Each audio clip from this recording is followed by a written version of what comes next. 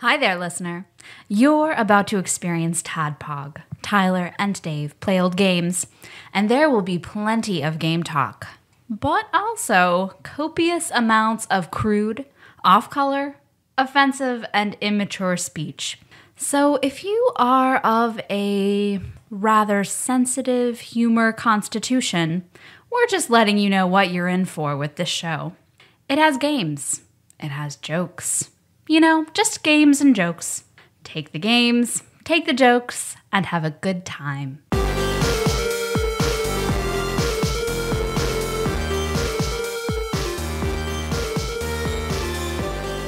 Hello, Internet, and welcome to another TADPOG podcast. It's a show that happens twice a week where two old guys and somebody whose age I'm not quite sure on, so I don't know how old, where you fit in. I am older than both of you guys, but not by that much. Okay, so you're not like Ian levels. Well, I'm 37. No. Yeah, you're not that much older. That's how old than I am. Jason was, so it's fine. Okay. Are you offended when you say just three old guys? Yeah, three old guys. there we go, 3 old guys. 2 old guys and then Tyler, because now you're the I'm the youngest by default. I'm the Nicole. You're welcome. You're welcome. This week, it's been a long time coming, like a very long time coming. Yeah. To finally reach out and clear schedules properly and have Pinball Archmage Chris Edler on the show. Yes, thank you very much. Not talking about pinball, though, just blowjobs. Yeah, no, I came here to talk about porn. Perfect. Man, I just got like really excited about this episode. But before we dive into all that, it looks like we have a smorgasbord of things in front of us. Yes. That Chris brought, and then that I have also brought. Where do we want to start? I'm curious. That looks like it's donuts inside there. So let's start with that. This is because I was reading a blog about best places to get donuts, like in the United States, and on that list of like top 50 places was a place that is here in Paducah called Red's Donuts. Yeah, Red's is good. So what I have here to break bread with you is some Red's Donuts. Break donut. What you got? Some glaze? Some glazed donuts? Let's see. I don't know what it is because I had Brady Gatsby pick it up for me. So it's okay. Everybody just gets a donut. All right. That's worth the wait. So I think they're jelly filled something or other. Okay. Is this your first time eating on a microphone? Yes. Chris? Great. So get right up on there. You're going to get right? addicted. and what some random blog says is one of the top 50 places to get donuts in the United States. Hey, I never complained about donuts. See, I haven't had Reds in a very long time. My parents don't like it. Really? Why not? They say they are too greasy. They are a little greasy. There's Munnels in town. This is super interesting to everybody listening to the show. Munnels is good too, but it's not as greasy. I prefer Reds. The bag does not have grease soaking through it, though. Oh, wax paper. Okay. They know their shit. I have some kind of a cream filled with chocolate on top, and I'm enjoying it. I've got some jelly in here. I have cream and looks like strawberry jelly. Very good. So yeah, come in Duke. Go to Red's Donuts. Yeah. Yeah, I recommend. I was just going to have a bite, but Oh, donut. fuck it. Sorry, my fitness pal. I'm shunning you for the rest of the night. That's what I do. Like, if I know I've eaten way too much, I just put in like my energy drink for breakfast to make sure make sure I stay on track so I don't miss a day. I don't feel the whole rest of the thing out. Because like all the days that it snowed in these past few days, no. Yeah. You didn't just run laps in here the whole time? I did clear out over there so I could lower my treadmill down. Oh, wow. Holy shit. So my exercise was clearing my treadmill out. Didn't run on it, just made it where I could. What happened? Everything's different over in that corner. I didn't even notice that you pointed it out. Oh, I needed to put up more, because that corner over there is where we have like the TADPOG banner that Ben sent us, and then everything, all the letters and stuff we've gotten from fans. That's like the fan wall. I needed to hang more stuff, so I had to clear out these garbage, because Meg Coney-Maried our wardrobes. We just had like 10 trash bags full of clothes.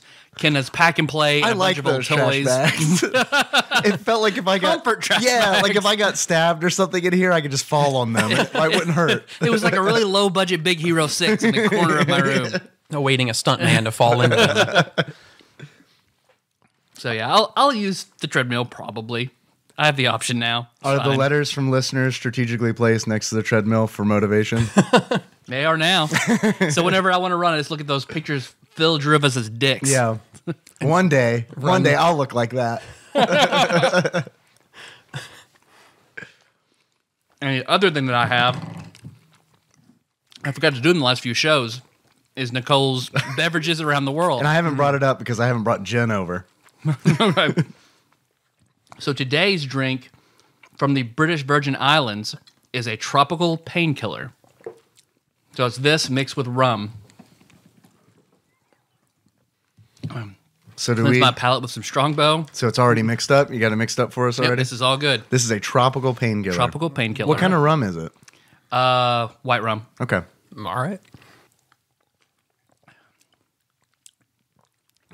Daddy like. Good. It's not. Yeah, it's potent. I probably put too much rum in there because Nah. each one of these bottles is supposed to be for one drink, and I split it in between three and didn't measure out. I just poured rum in a glass. No, you did good. It still makes still makes my inside burn a little bit, so that's good. It's good. I mean, it's better than what was it the other night? I want to watch this just take a straight shot of Everclear, which I'd never done before. I always just mixed it. So I took one full shot of Everclear, and that was awful. Welcome That to was college. So bad. You're officially a college man. student now. Oh my god. It was like I went to the doctor and oh fuck, it was terrible. Yeah, I like this. One of One of the better ones that we've had. Yeah, I like it enough to Capricorn painkiller. If we have any, made me shiver. If we have a mixologist out there, please make a tropical Capricorn and tell us what that is. Yeah. And a Tadpog and whatever. Make a Dave's Shitty Sheets. Yeah. That's actually a sandwich.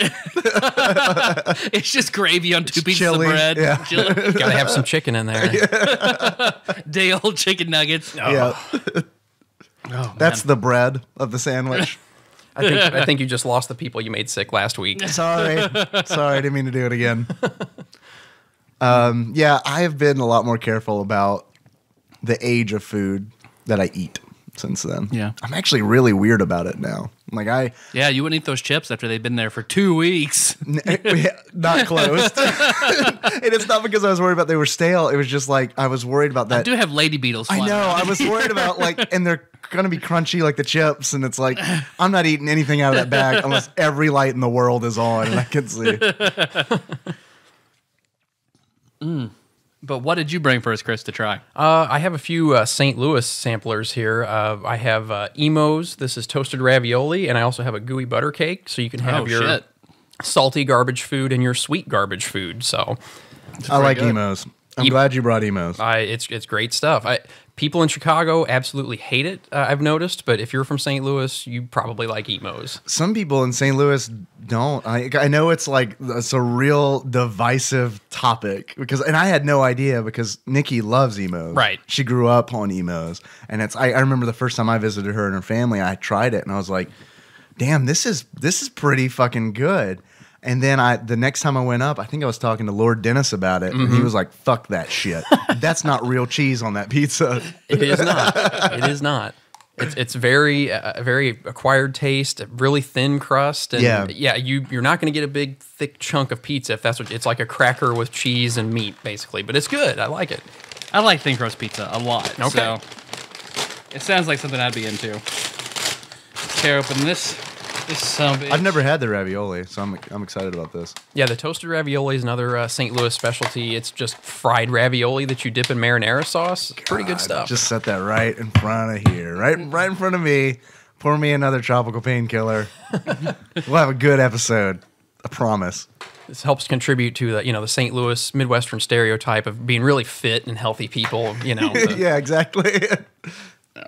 Pass that over and grab my 2 ravioli here. And Dave, that is about 3 hours old, so you're taking a chance here. But That's in the okay. window. That's Okay. all right. There you go, man. Thank you.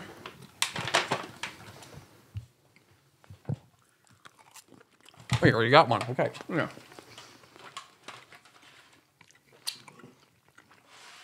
I like that. I would order that. 3 hours old and it's still okay. That should be their motto. years old, and you'll still be like, okay. It holds up. All right. All right, we're gonna lean in and make Adam's dick hard, chewing all the food. Can we type something really quick?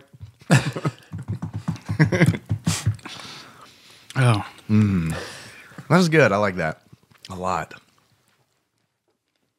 and then now the butter cake. Gooey butter cake. I've never had a gooey butter cake. Really, it surprises me that you're married to someone from St. Louis and you've never been exposed to that. It's cream cheese, a bunch of powdered sugar, and then like cake mix. So Well, neither one of our wives actually love us, so like the good stuff they don't know. they want to introduce you to that. This is something I actually learned how to make from my grandma because she makes it really well. I was too lazy to do that, so I bought this from Schnucks, but it's pretty good. We too. understand. Yeah, if you like I tried to powdered, dig into that with my right hand. That was weird. there you go. All right. I've got my saliva all over this fork. We're all good, right? We're just going to throw the rest of this away. And as long as you're wearing a condom, we're fine. You got a dental dam. I'm going to fling this at you, Chris. I'm holding. There you go. There you go. All right. Thank you for bringing this. Oh, no problem. Oh, fuck. That was good. Mm-hmm. It's like a mild... It's the sort of the texture similar to like a chess pie. Only not quite as chewy. More cakey. And I like that. That was good. Yep, I've never made anybody disappointed with gooey butter cake. That is really good. You may just leave this open. Or just occasionally just reach over. It's fine. That's dangerous. So I've had my dinner now. That's good. It's winter. I probably won't get any ants. It's fine.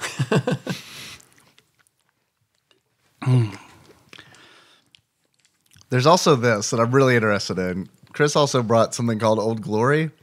Yes. That's the Walmart brand of ill-fitting T-shirts. That's Faded Glory. Fake shit. Okay. We should all wear Faded Glory T-shirts and do a commercial for the Old Glory energy drink that Chris brought. Old Glory, maybe Dollar General brand shirts. Yeah, I found this at just a convenience store in central Illinois. I'd never seen it before or since. It looks very generic. It's got an American flag and it says it's Old Glory energy drink. So it seemed like the perfect thing to bring to the show. The whole can is an American flag. And I did read the can. The Pledge of Allegiance is legitimately on the can. Yes. I don't know if you're supposed to say it before you drink it or if it's just a healthy reminder, but it's there if you need it. Has Toby Keith's PayPal. You can just send any money directly to him. I thought it looked like something that it's just such a generic looking can. It looked like it would be in a Rockstar game or something to give your health in GTA. I love it. Or like the weird anachronistic Assassin's Creed 3. It's fine.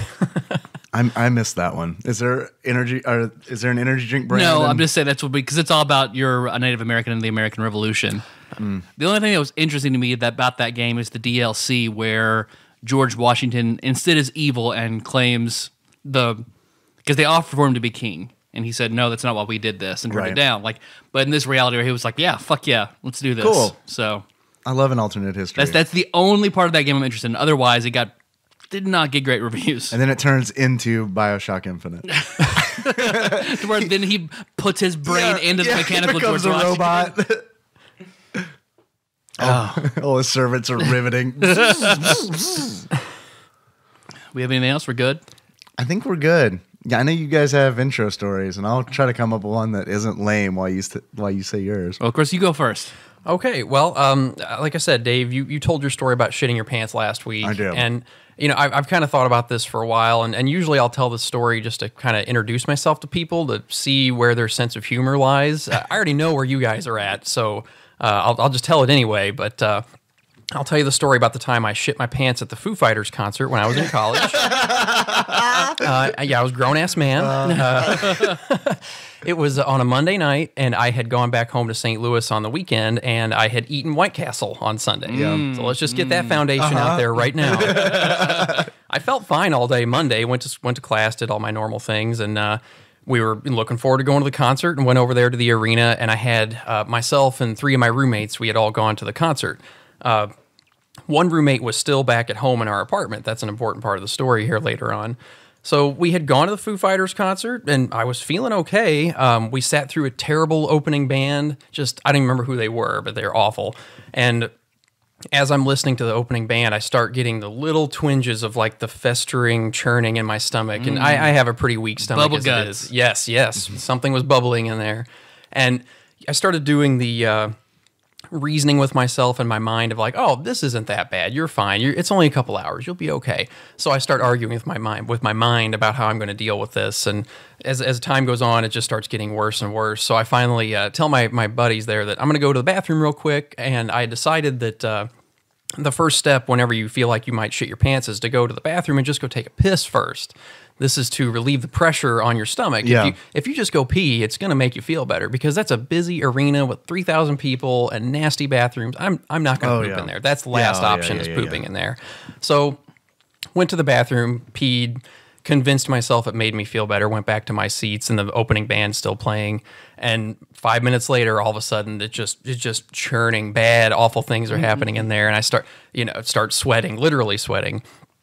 I'm not telling any of my friends how bad things are. I'm giving them little hints that things might be going south, but they don't need to know the details. How are you hinting? Just like verbal cues? Hope I don't poop. Yeah. No, there was none of that. I was not going to let that. I cannot show any weakness that I might shit my pants. Every now and then your stomach just makes a raptor sound. Yes. Yeah. I think they could tell by the fact that I'd like kind of stopped talking and more just staring forward instead of actually enjoying the concert. Think about Dave Grohl. Think about Dave Grohl. Think about Dave Grohl.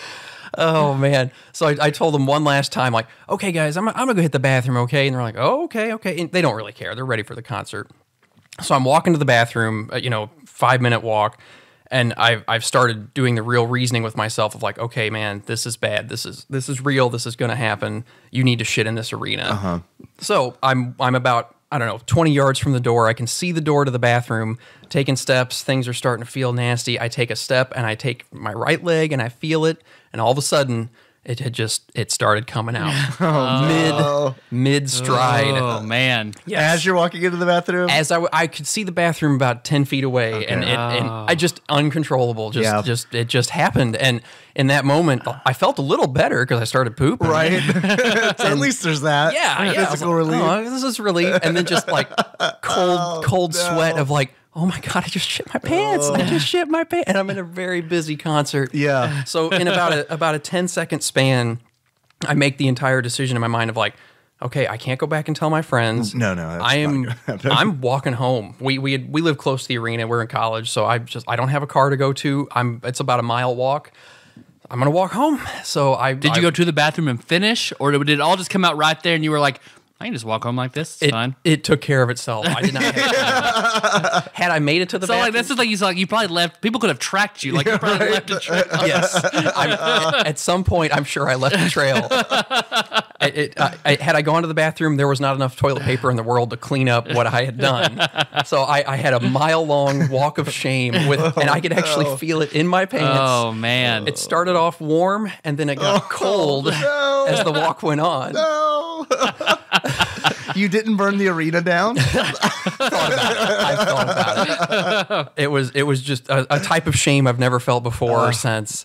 So again, I'm about, I don't know, I'm walking. I have my hoodie tied around my waist to cover whatever any strangers may see. Yeah. And I'm about, I don't know, a quarter of a mile from my apartment, and I can see that my one roommate that's still there, he was supposed to go to his girlfriend's house and study.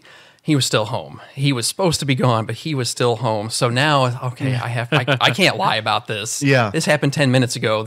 He's going to have to know. So I open the door, and he's still there, and I come in. Hey, Tony? Yeah. I can't lie about this. I shit my pants. Oh, okay. So then he's like, oh, that sucks, dude. He's like, yeah. So I went upstairs, cleaned myself off for about an hour or two, and in my shame in the shower, and then went to bed at like 8 o'clock. It was terrible. What did you tell your friends who you left at the concert? Right. So yeah, this wasn't a time before any of us had cell phones or anything like. So yeah, I just disappeared. I told them I was going. As far as they knew, I was in the bathroom for the entire rest of the concert. Yeah. Right. But so they came home, and I would have lied my ass off to all of them if not for Tony being home, and because I couldn't lie, he would be able to smell it, or at least he would know that There's I had some done tells. this. Yeah, Yes. when you shit your pants, people tend to notice. Yeah. Everything is stripped off, and you're just your pure self after you shit your pants. So when they came back, they're like, "What happened? What happened?" I was like, "Dude, I got sick." I was like, "I fought The it." Foo Fighters just fucking sellouts, man. I couldn't fucking be there They're anymore. on the radio too much. Just not happening. I'm pretty sure Dave Grohl and Courtney Love they They killed- conspired to murder Kurt Cobain. Yeah, so I'm absolutely. not gonna support them Allegedly, anymore. I mean. When I said absolutely, I meant allegedly. I'm glad you picked up Kurt Cobain because I was like Kurt Russell? Kurt Russell. I'm pretty sure they killed Kurt Russell. I'm pretty sure they killed Snake Plissken. Right? Oh Lord, yeah. So I told those guys everything and slept it off. And I said if Tony wasn't home, I would have lied to everyone. I would have never told the story to anybody. But I feel like it's a good way to test people's sense of humor out. So I ruined a really good pair of pants, and I ruined one of my favorite pairs of shoes. I literally threw the pants away, threw the shoes away. You gotta. When it gets to your shoes, that's bad. Yeah, that's bad. No, there's no saving those shoes. No, they're gone. There's no saving those shoes. So did they call you the poo fighter after this? They were very understanding. Okay, that's actually. good. I think they knew that the punishment was enough from what had happened. So Well, that's good. So yeah. Anyway, I'm here sitting in your house now, and I think I'm okay. I think I've got my wits about me. Your I won't shit shit myself. together? Yeah, I think I literally have my shit together. I'm no longer scared to poop in public bathrooms. I will say that. Man, I hate Any port to storm now. Oh. Yeah. Right. going to the bathroom at a concert is the worst fucking thing. Well, second worst. Baseball game? No, being the shitting your first? pants. Oh, yeah, you're right. That is Where's probably the worst place to place. get your pants? Your pants is the I worst don't place. know. To It depends on who I'm around. I might prefer to shit my pants than in an arena. Where's the worst place? Human centipede? Maybe? Wait, you said worst. So I have an intro that is pinball related. Awesome. I was hoping it was Foo But- Fighters related. It would be really cool if we could all just spin a tale about something that went wrong at a Foo Fighters concert. Tie it That's all what's the together. next- Yeah. It's not particularly humorous, but I just have a pinball intro. Okay. That, let's see. You invented it. I did. Al Gore was like, "What should we invent?" And I was like, "Well, I'll do pinball, and you do this internet thing." He's like, "Okay, cool." That works. So, I will dig in a little bit into my family history. Excellent. My dad was never like super supportive of me playing video games. What? If I would go out anywhere, he didn't want to give me money to go to arcade or anything like that. But there was a brief period where my dad got really, really into bowling. Cool. Like sort of out of the blue. Like after church, Sunday and Wednesday, everyone would just go bowling, and he got really into it. Bought a ball, everything. And at it's now closed, the bowling alley. But there they had a small arcade. Because I didn't care anything to bowl or whatever. Sure. So I'd go and play the arcade games, and they weren't very good, but they did have a pinball machine. I can't remember what it was. I don't want to say it was like after a movie or anything like that, just kind of a generic, just pinball. But for some reason, my dad had no problem giving me money to play pinball. If he knew that's where I was spending it, he would give me $10, $15. And I could go and cash it out and just play pinball the whole time I was there. That should last you a long time. Yeah. It should. It eventually did, but not at first. But I found out, I asked Dad, because one time he came up to me, he'd finished his frame or whatever. He walked back where I was, and then he started playing, and he was talking about how much he loved pinball. Then when we got home, he told me his pinball story that... Okay, so I'll preface this by saying this is the part that's not particularly funny. My grandfather, his father, is a bad guy. He is just not a nice father nor grandfather to have. And he wasn't super abusive, but the way he treated my dad would definitely be categorized as abuse, more negligence and stuff like that. But they weren't poor, but I don't know, Grandpa just didn't like giving my dad money for anything. My dad always wanted to go on away games for football with the team, and you could, for a quarter, you could ride on the team bus round trip, and there's no way he would ever give him any money, a quarter to do that, no matter how much he begged or wanted it. And my grandpa was also very into bowling, So it was like the same bowling alley. And I think back then, like Dad said, like to play a game of pinball was 10 cents. So put a dime in the machine, you could actually play. There's no way Grandpa would give him a dime to play anything. He just had to like sit there in silence at the bowling alley. Well, what Grandpa would give him if he kind of begged for it is pennies. So my dad would take whatever pennies Grandpa would give to him.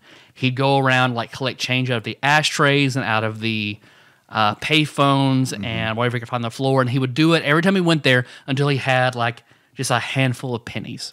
And then he would go outside and where it was kind of had rough concrete, and he would press the pennies on the concrete and just wear them down till they were dime thin. Wow. And he said he would do it, and he would always like miss and stuff, and all his fingertips would be bloody by the time he was done. But he would take that whole handful of pennies, wear them down to dime thinness, and he'd go inside, and the pinball machine would take them at that point. And then he would just play pinball for hours. As long as he was there, he would do that and just play pinball nonstop.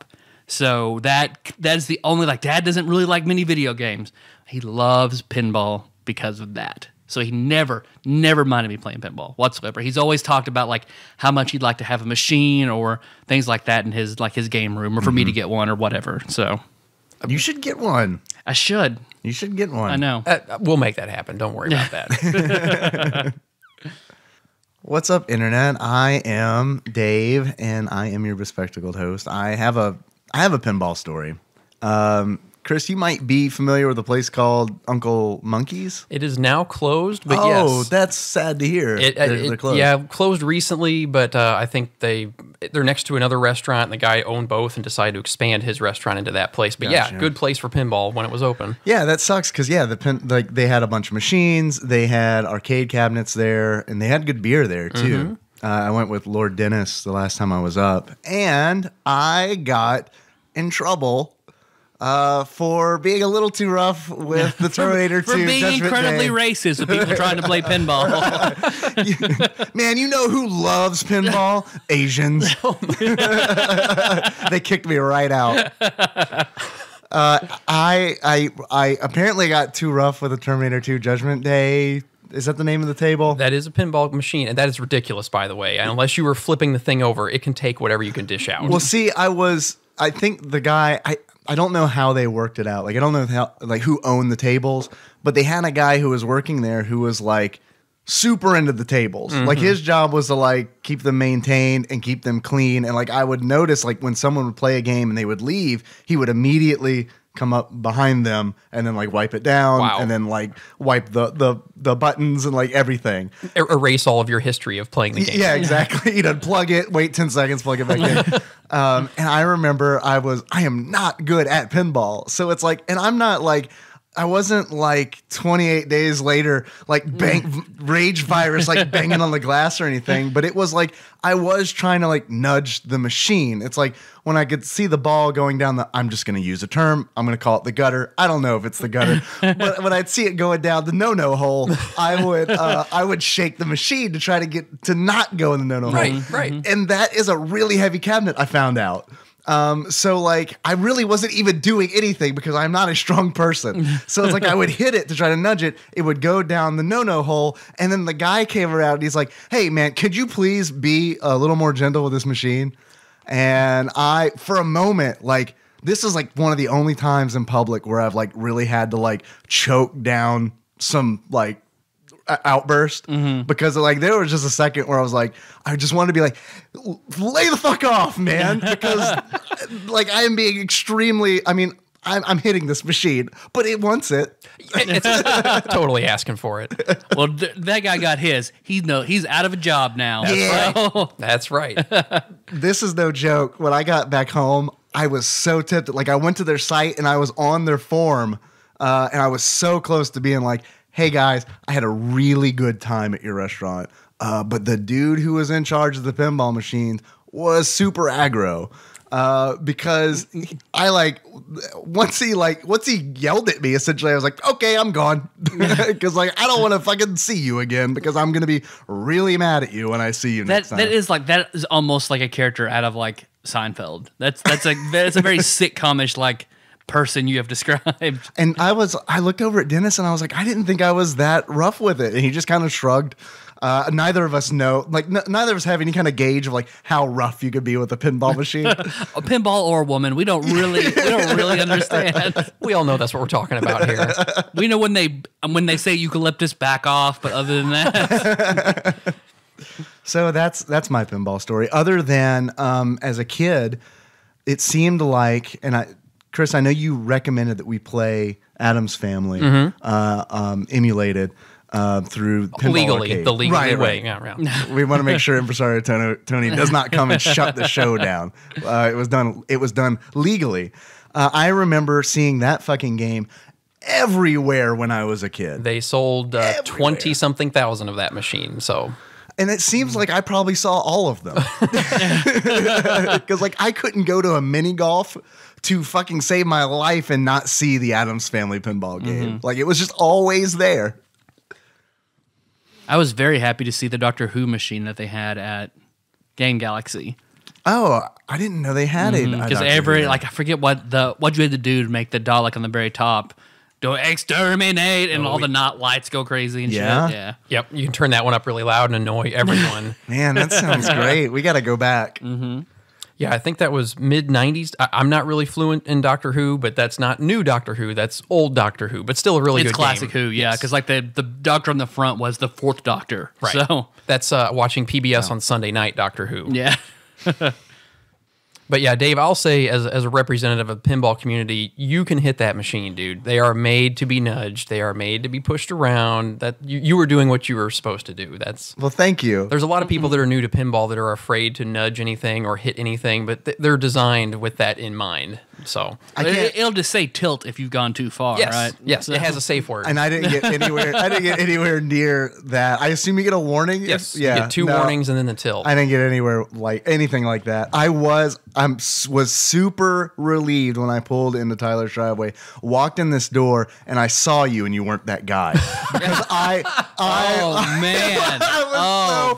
was so worried because it's like I almost sent Dennis a text saying, I don't know how this is gonna go, because if I walk in and it's that guy from Uncle Monkey's, I'm gonna kick him the fuck out of here. Man, to bring up Seinfeld again, that is very much I don't have a square to spare kind of situation. How much is my Patreon worth? But I was like, surely it's not Chris, because Chris seems to be a legit cool guy. Oh, totally, yeah.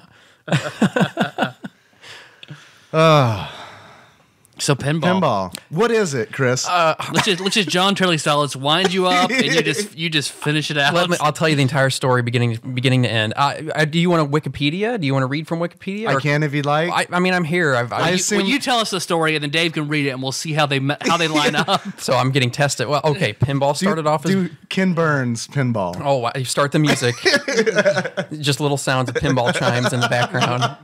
Pinball started off as bagatelle, which was just pins in a wooden box that you plunge the ball and basically watch it bounce around. All right, so I'll mark that off my list. Ask Chris why it's called pinball. Right. I mean, check me on Wikipedia. Make sure I'm not going off the rails here. But it started off as bagatelle, and then there were older pinball games where you would just plunge the ball and it would just bounce around and you couldn't really control it except for the nudging. There were no flippers to flip. Man, I know a guy who would not like that game. Exactly. What I think the year was 1947 is when Humpty Dumpty pinball machine came out, and it had flippers. It was the first game with flippers. You can check me on the iPad, make sure I'm right. I will. Okay. Was he an egg on the art? That I don't know. That was before my time. Guess what? I'm on it. All right. If I remember correctly, that game, the flippers were not in your traditional spot. They were kind of facing the opposite way. They were both in the middle, but you still had a ball that you could still have a flipper to where you could control the ball. And then things just progressed from there, where you started adding different features to the game, and the technology moves on, and you have different improved games. 1947, Humpty Dumpty. All right, good. Thank you. Nailed it. I don't even know. I don't even need to check. The show can continue to progress. Right. I'm not a failure yet. And then back in the 50s, 60s, 70s, they were electromechanical. So everything that happened on the machine, there's a metal wire that gets depressed by the ball or a switch that gets pushed, and then there are literal clockwork parts in the machine that things might move and a tooth might move 2 or 3 notches, and that makes a different connection, which will light a different light on the back glass and that sort of thing. Those games are kind of their own universe. There are people that kind of only like old electromechanical games, and there's people that hate them, and I pretty much like anything pinball.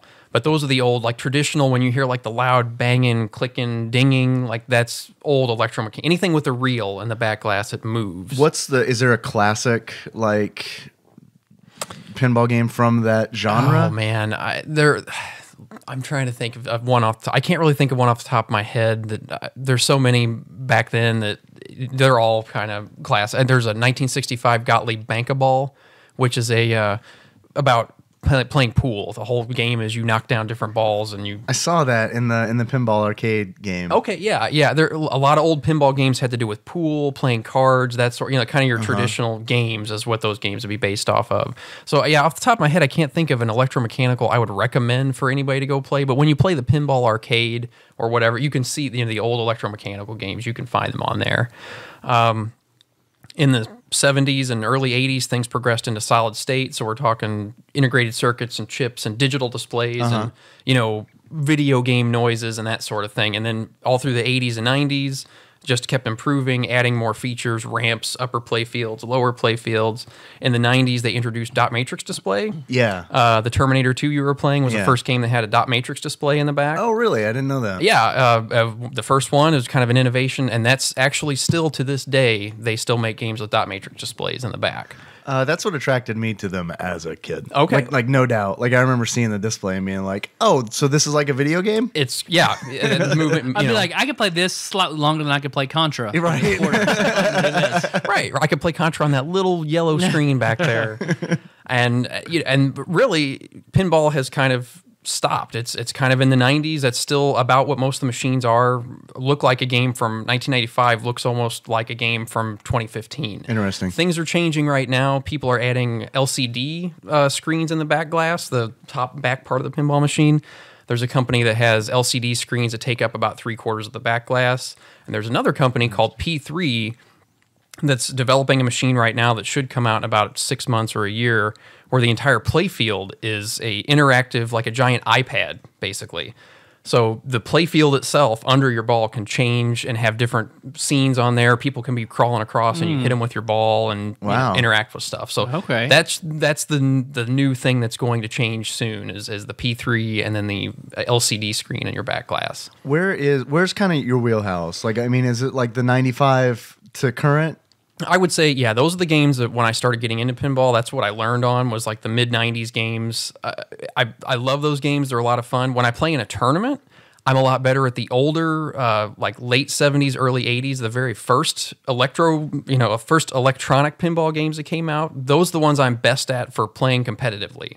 They don't have the most options and the most deep rule sets, but those are the ones that if I'm playing against someone, I have a better chance beating them on that than I do on a brand new game. Okay. The new games have such deep rules and there's so much going on that I haven't put the time or effort to learn the ins and outs to be able to beat the best people on the brand new games. But if I walk into an arcade and there's a whole lineup of games, I'm going to be attracted to the 90s and newer sort of games most of the time. So each pinball table, they're called tables. All right, I'm learning things. Table machine, that's all good. Yeah. Each one has a different set of rules. Yes. And I didn't know this, like, because I didn't really. I mean, I would just put a quarter in Adam's Family, hit the buttons, shake the Terminator 2 machine, and get then in go trouble. home. Yeah. Right. I really didn't know until you started talking to us before we did the show that it's important to know how each game works. Right. Every pinball machine is as unique as every video game on the shelf over there. They all have the same basic idea. There's the same basic kind of layout, but every game you want to do different things in a different order for every game. What is the technical? I didn't know that. I just figured don't get the ball to fall in anything. Know. Isn't that awful? Me too. And honestly, that's, I started off like you guys. I was a console gamer, I've Nintendo, Super Nintendo, Genesis, all that good stuff. I didn't care about pinball until I found out that there are rules and it's not just a giant slot machine, there's a reason to do stuff and an order to do stuff. Yeah, that's really interesting because it's like you sent us a few videos for Medieval Madness and Adam's Family. Right. Those two pinball machines. And I watched those And all the way through. And when I watched them, because they're like 20-minute videos, and when I started it, I was like, oh, fuck, I have to watch this for 20 minutes.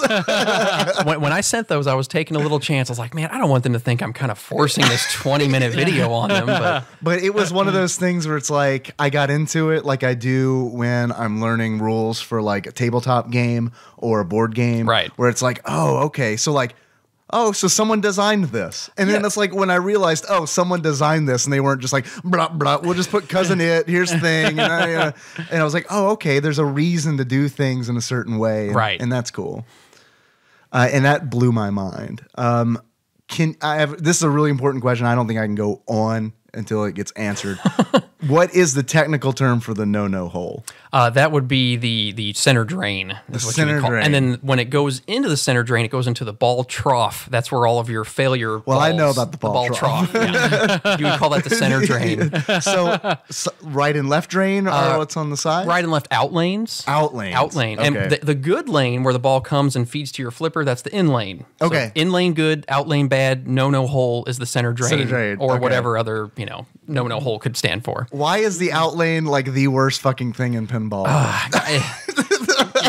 There's usually either no rubber to bounce off of, so you can't adjust, you can't bang on it and get it to come back in, or there's too much rubber and it's too bouncy and it bounces out. Yeah. You can actually adjust the size of your out lanes. When you get a machine, there are usually 3 holes there, and you can make the out lane bigger or smaller depending on how much you want to take people's money or make your life difficult if it's your own machine. Interesting. Or whatever. Yeah. How do they handle that in competitive play? Is there a default setting? They're usually the people that run the tournaments will make it as hard as possible, just because if the really good players come up to it and the out lanes are easy, and then they can play for an hour. So you have to kind of make the game harder for the really great players to get knocked out quicker. So, but if, in your own house, in my house, I put it in the middle hole standard. We do. Yeah. Oh yeah. So, okay.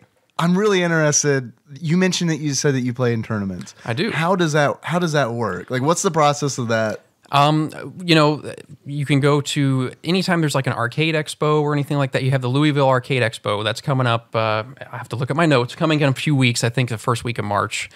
They'll have a pinball tournament. There'll be a pinball tournament in Denver. There'll be a pinball tournament in Pittsburgh, all over the place. But usually with a pinball tournament like that, you just show up to the convention center or whatever, register. Maybe it might be $20, or also it could be just you pay for every time you play a game. It might be that way too. Okay. But there's usually a bank of machines up on the wall. There are people there with iPads or pad paper to take your score down, and you might play 5 games of the 10. And whatever, they keep track the whole day of the high scores of everyone. Okay. So whoever has the 5 highest scores overall will wind up, they'll take maybe the top 16 people, and you wind up going to a playoff the next day. Okay, so they do like elimination kind of deal? Right. Okay. But a lot of the tournaments will run where if you're there all day Saturday, you can play as many times as you want. You can keep plugging your money in. If it's $10 a round, you can keep on playing and trying, and everyone's doing that the whole time. Yeah. So you kind of want to keep checking on the standings to see, did that score I put up at 10 o'clock this morning still hold up? You might get knocked out, and then you have to go put more money in and go play again to make up for the people who've been beating you throughout the day. So they make like a leaderboard public kind of deal? A lot of times they'll do it online. Yeah. Interesting. Yeah. And so tournaments will work that way, where you're not playing head to head. You kind of stand in line and then you go play this game, and when you're done, then the next guy comes back and play his whole game. Gotcha. There's other tournaments they'll do that are called match play, which is actually head to head, which that's what I prefer, just because it's a little more social, where you'll go and get put into, have a big group of people that have registered, and they'll break you into groups of 4. So you'll go to your machine with your group of 4 people, and you 4 may play 5 games together. And you hit the start button 4 times, then you have 4 games go. So you play your 1 ball, then the next guy goes, plays his ball 1. Hot seat? Is that the term? I haven't heard. That's what they call it in the pinball arcade game. Oh, okay. So I don't know if that's accurate or not. Maybe that's how it works. I'm an expert. I played a video game for 3 hours. And as you play the match play, you just keep track. You won't actually count the amount of points you got on the game because you play an old electromechanical game, 1,000 points might be good. You play a brand new game, 1 billion points might be good. So as you play the game, the 4 of you, whoever gets first place on that game, he gets 7 points. Second place gets 5 points, then third's 3, and fourth is 1. Gotcha. So you're earning points by beating other people on the games, and then those points, cumulative throughout the day or throughout the 2 days or whatever. And then they, again, do the playoff, and then the next day you might be in the top group and go from there. Then it's more like head-to-head, you lose, and then you're out kind of thing. But I like the social, because you're sitting there with these 3 people. One guy's playing the machine, and you're there with the other 3, and you wind up chit-chatting, talking about where they're from or talking about pinball stuff with them. And it's a pretty good way to meet other people that like the same thing you like. Cool. So... How have you done in the past? Like, have you played in a lot of tournaments? I usually play in 2 or 3 tournaments a year, and then I play in the Chicago League. I play in the one league every year, and I'm streaky. That's the way I'll describe myself. I'm not consistent to be great. Pinball Archmage is great, and I really appreciate you guys calling me that, but I feel more like a pinball apprentice. I'm definitely not in the Archmage category. I'm still learning. Even though it's been 10 years, I'm still learning. But... most of the time in a tournament, if I finish in the top 25, 30%, I'm feeling pretty good about myself. Yeah. So I've never won a tournament. I don't have a trophy or anything, but I've played with the guys who did win the tournament, and sometimes I can hang with them, sometimes I can't. Yeah. That's where I need to get a little more consistent, but I haven't put the time or the effort in to be great. I'm plenty good, but I'm not great at pinball. What's the prize normally like? Is it like a trophy, or is it like a cash prize? Or a lot of times it's a trophy, sometimes cash. Also, sometimes you'll play for a game. Like a lot of times you can win a pinball machine, whether it's an old one or a new one, depends on the tournament. Pinburg, the one I really like in Pittsburgh, which is in late July, early August. That's $10,000 to win, and I think maybe 7 and 5 for third and fourth, second and third place. But I go in there knowing I am not going to win that $10,000. But last year, I'll brag a little bit. Last year, I played in that. There were 700 people. I finished like 127. Nice. And that's the best I've ever done in a, I'm not keeping track, but I'm pretty sure it was 127. But I surprised myself at how well I did. And awesome. I'm not going there expecting to win the money, but I want to play against the really good people. You want to do well. Yeah. I get it. But I was able to hang, and that's the first time I felt like, okay, I can do this, and that was a pretty good feeling. I lost against a dude from Austria. I lost against a dude from San Francisco. I beat a guy from Toronto. It's pretty cool. Like everybody, who likes pinball goes to Pittsburgh. Yeah, I'm about to say, they really traveled for that. Oh, yeah. How does a league work? A league, usually you'll have maybe 2 or 3 months, or the one I'm in Chicago goes for 6 months, and we play once a month at a different person's house. And the Chicago League I got into, I completely stumbled into when I first started learning to play pinball with my friend Ken in Chicago. He's the one that got me into pinball originally.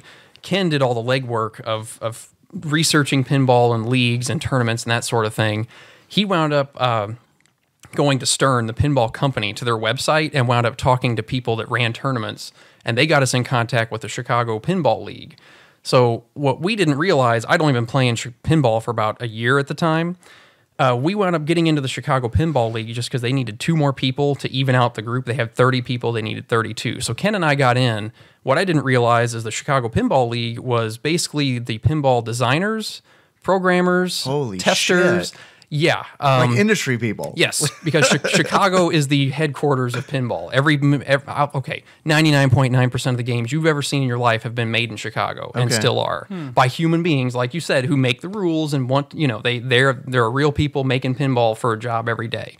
And we just ass backwards stumbled into this league. That's awesome. It was awesome, and it still is. I'm still in the league, 10 years later. Holy shit. So, so it's like, oh, wait, I'm at the guy's house that designed the rules for this thing? Fuck, okay, cool. I'll do the best I can. And that's when I realized how bad I was, because those guys can play for 20 minutes, half an hour, where I was, 4 or 5 flips and done. And but those guys, they operate the machine. They don't play the machine. They operate that thing and make it do what they want. Well, imagine it's like playing a video game with the developers. Exactly. Where it's like Blizzard's like, hey, you want to come play World of Warcraft with us? Don't worry about it. I'm sure you're pretty good. Yeah.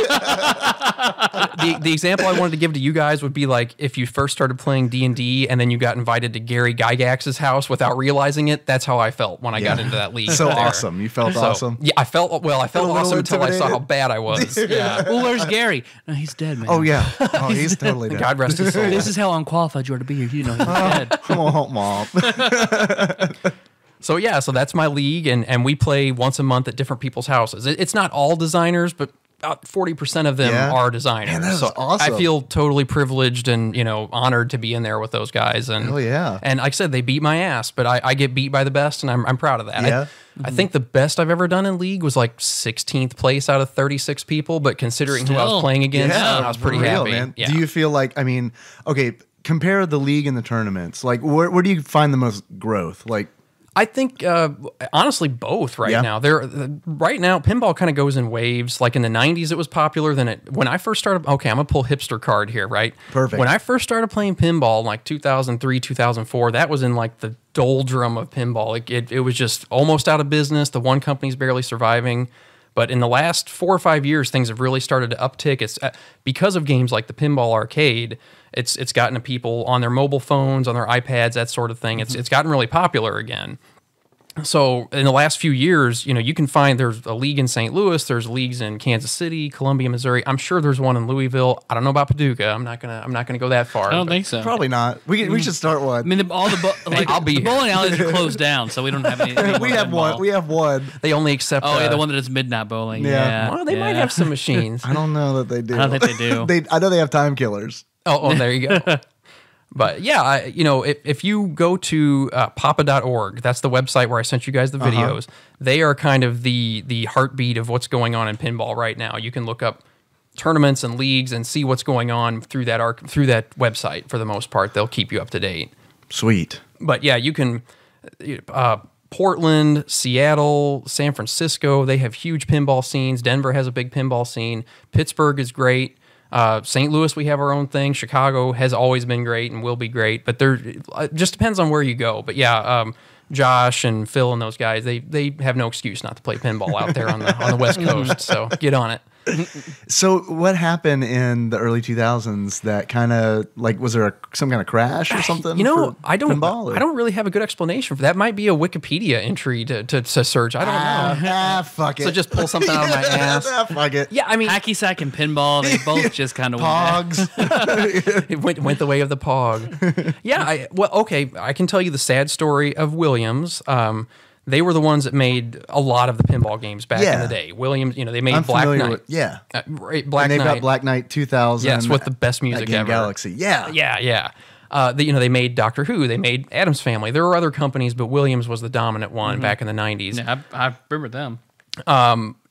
99, I want to say, they decide they want to innovate in pinball. Want to do something different, keep it still the same, but let's add something. So they came up with Pinball 2000, which is, if you were alive in those days in 2000, you probably saw the game that had a monitor on the back and then a pinball machine on the bottom. Looked like a big head on the back. They had a Star Wars Episode 1, very dated, and then a Revenge for Mars. Those two games, the video screen was on the back, and it would actually mirror down to the pinball playfield. So you were shooting. Yeah. I know. I remember that now. I completely forgotten about that. Okay. But when you said mirrored, yeah, because that was a weird fucking experience. Well, you're getting to shoot at the video screen, basically. And I love those. Episode 1, but Revenge from Mars is great. I love that. There's a little guy hopping around, and you shoot at him, and he splats. I mean, it's such a good idea. Yeah. And they made this innovation. The company told them that they need to do this, and they did it. And they sold a lot of games, not a ton, but they sold a lot. Like, they had improved greatly over their last standard pinball games. And everybody was feeling good. They were thinking like, okay, we really did this. We're going to save the company. And then Williams just decided, nope, not worth it. We're going to shut the pinball division down. Yeah. So now Williams, all they do is make slot machines. If you see a slot machine that has a WMS logo on it, that is the rotting corpse of what used to be pinball. So not that I'm bitter or anything. No, you sound like you're over that. Yeah, that's fine. That's fine. But yeah, Pinball 2. I love Pinball 2000. It's I have a Revenge for Mars, and I love the game. Yeah. So I wish it's something they could have continued on with, but they decided not to do that. What's like the weirdest or most obscure topic that you've seen someone make a pinball machine out of? Okay, this is a good thing to talk to you guys about. the people will make things like there's like a Richie Rich game that I think they made for maybe the director of the movie. They'll make one-off games. Oh, wow. Okay. I think like Michael Jordan may have had a game, but they'll take an existing game and modify it to give to somebody. Or it was Aaron Spelling. Aaron Spelling has his own pinball machine. Really? Yes. I love this. I've played it once at an What? expo. Yes, I've played the Aaron Spelling pinball machine. It's all about his wife. The longer you go, the more his wife pushes Tori Spelling out of the family, and then you win whenever she's just gone completely. When she goes down the no-no hole, that's it. Oh man! So yeah, there's a lot of games like that. Another thing that interesting pinball topic is they made a lot of really good pinball games out of really bad movies. So if you want to talk about some Johnny Mnemonic or some Congo or some Demolition Man, There's a Congo. I've seen Demolition Man. And hey, you guys lay off Demolition Man. That movie's a fucking gem. haven't watched it since way back. Maybe I should rewatch it. But Please tell me the 3 seashells are in the pinball game. I think it's on there somewhere. Honestly and truly, I think it is on there somewhere. Yeah, you have Wesley Snipes with the 2 different colored eyes. He's on the back glass. So yeah, there's a lot of games where the game would be worth so much more money if it was like a popular topic, but it's like, oh, it's fucking Congo. Yeah. Okay, Amy play pinball. Okay, you know. It's got Tim Curry on the back glass looking creepy, but it's a good game. It's a good value for your money. If you want to buy one, go buy a Congo or Johnny Mnemonic. Because pinball machines are pretty expensive. Yeah. Right? Yeah. Because I looked up one of them. Medieval Madness is one of the games that you recommended that we play on Pinball Arcade. Yes. And I feel like we haven't really expounded upon Pinball Arcade that much. Pinball Arcade is software. And I have it on Steam. But it's also available on like PlayStation 4. 3, iPad, iPhone, all that good stuff. I think it's on Android too, I'm sure. And these are... How accurate emulation do you feel like they are of the tables? I feel like it's pretty close. I mean, really, at Pinball Arcade, they only make real pinball tables. They make reproductions of the real games. And, you know, playing video pinball is always a little bit different because you can nudge the machine with your analog stick or whatever, Right. but you're not going to get the complete 100% experience, but you're 95% of the way there. The rules are the same. It's going to behave the same. You're playing the game. I really liked Medieval Madness. Awesome. Because here was the deal. I was like, all right, well, I watched the video first, and I was like, okay, this looks like it might be kind of fun. I don't hate this. And I was like, all right, I got on Steam. I was like, okay, I'll download Pinball Arcade. I was like, well, that's $5. I'm pretty sure I gifted that to you guys like 2.5 years ago, You did? but I'm not bitter about that. What I got was Well, I got the DLC. Okay. I didn't okay. get the actual game. I was getting the DLC, and I was like, how much is... This is a lot. I'll wait for this to come down. And I got something. You gave me Deadpool, Yes. and Empire Strikes Back. I think for On- Pinball FX. Yes, which is a different thing. And I'm gonna get to that. But so I was like, okay, so I'm in Pinball Arcade, and I was like, I watched this video, and it's pretty cool, and it's like it's $5. That's not a lot of money to drop to have a conversation with somebody on TADPOG. Yeah, totally worth it. So I bought it, I loaded it up, and I played that for a long time. Awesome. I played it for a long time, and I so I was like, first right out the gate, I do really well, and I'm like, man, fucking pinball is easy. I'm a savant. Pinball is easy, y'all. And then like the second game, I got like the lowest fucking score anyone ever in the world has received in Medieval Madness. Documents that on the website. So I went back and watched the video again because I was like, all right, well, I got to get my score higher than I did the first time. So I picked up some tips from that guy's video. Bowen, yes. And it's an awesome video, like well produced, and like all the comments. Usually, like YouTube comments are like the worst, as you know if you listen to the show. But like all the comments on these videos was like, man, great first ball, and wow, what an excellent video, and like it's like the Canadian YouTube. Nothing. No racism, All right, no homophobia. Trolls stay away from pinball. Okay, it's still pure. All right. I saw one Asian guy on there. They were giving a little rough language, but you know how pinball is, Right. So, According to Dave. according to me. Man, I really enjoyed it. So I played it and I was like, well, shit, I guess I got to get the Addams Family table now too. Of course. I bought that and played it and was like, yeah, this is as hard as I remember as a kid. Like to me, and I don't know like if this is personal preference, maybe you can speak to this. Those two games felt like night and day. Like Medieval Madness felt like a fun game that I felt like I had a chance of maybe getting good with. Right. Adam's Family just kind of felt like I don't have a fucking shot at getting good at this game, and unless I play it every day forever. I waste my life. Yeah.